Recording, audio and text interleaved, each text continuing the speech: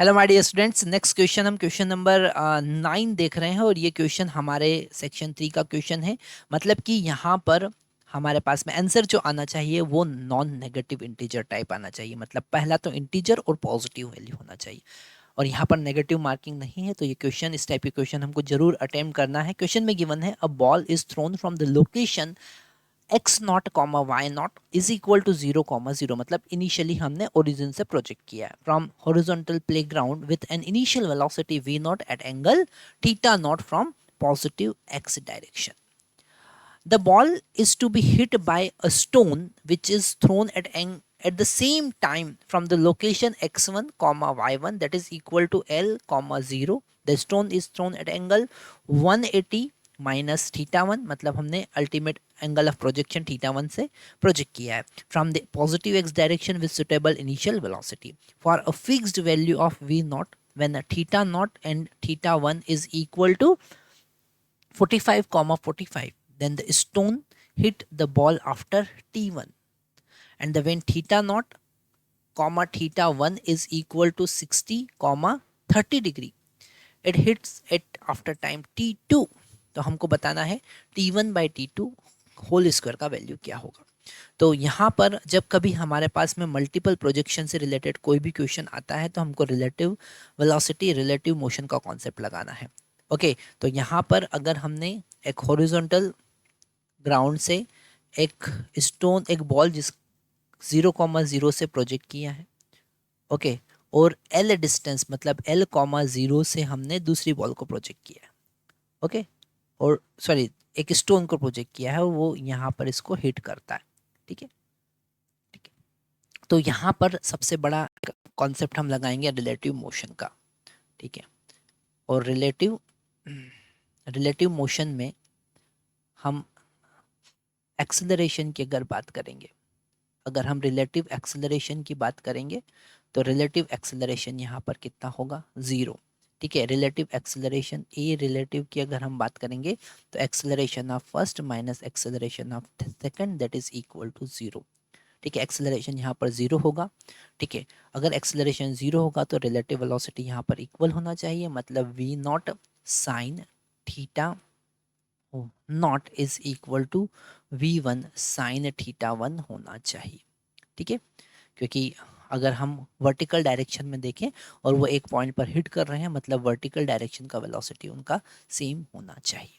ठीक है, तभी वो एक पॉइंट पर जाकर मिलेंगे, है ना। वर्टिकल डायरेक्शन का वेलोसिटी एक जैसा होना चाहिए तभी वो एक पॉइंट पर मिलेंगे, है ना। तो वर्टिकल डायरेक्शन का वेलोसिटी हमने इक्वल कर दिया है, ये हमारा इक्वेशन नंबर 1। अच्छा, यहाँ पर अगर हम हॉरिजॉन्टल डायरेक्शन की वेलोसिटी देखें, है ना, अगर हम रिलेटिव वेलोसिटी देखें एक्स डायरेक्शन की, तो रिलेटिव वेलोसिटी एक्स डायरेक्शन का होगा v not cos theta 1 plus v1 sine theta 1। यहाँ पर थीटा नॉट आना चाहिए, v नॉट कॉस थीटा 1। ये रिलेटिव वेलोसिटी है एक्स डायरेक्शन का, है ना। जब हम एक्स डायरेक्शन की बात करेंगे तो फर्स्ट वाला पार्टिकल का वेलोसिटी जो होगा वो होगा v not cos theta not, okay, और सेकंड स्टोन का वेलोसिटी देखें तो वो होगा v1 कॉस थीटा 1, है ना। अपोजिट डायरेक्शन में तो इसलिए ऐड हो जाएंगे और वो टोटल डिस्टेंस l कवर करेंगे। टोटल कितना डिस्टेंस l कवर करेंगे, तो जो टाइम लगेगा डेल्टा t वो होगा l divided by v x. मतलब कि l divided by v not cos theta not plus v1 cos theta 1।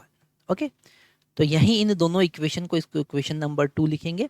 दोनों इक्वेशन को जब हम सॉल्व करेंगे तो हमारे पास में आंसर आने वाला है। तो सबसे पहले अगर हम t1 की बात करें, है ना, जब हम बात कर रहे हैं फर्स्ट केस की जिसमें theta not comma theta 1 equal to 45 comma 45 degree दे रखा है ना। तो यहाँ पर जब वैल्यू पुट करेंगे तो v नॉट और v1 में रिलेशन पहले फाइंड करेंगे। दोनों का वैल्यू 45 45 है, तो v not equal to v1 आ गया। ओके, और यहाँ पर अगर हम t1 कैलकुलेट करेंगे तो वो होगा l divided by 2 v not, और cos 45 कितना होगा 1/√2। तो ये हम लिख सकते हैं इसे l divided by v not into √2। ये आया हमारा t1। Same as it is अगर हम सेकंड केस की बात करते हैं जहाँ पर थीटा नॉट, यहाँ पर कलर चेंज कर लेते हैं तो आपको इजी रहेगा समझने के लिए। Theta theta 1 is equal to हमारे पास 60 डिग्री कॉमा 30 डिग्री गिवन है ना।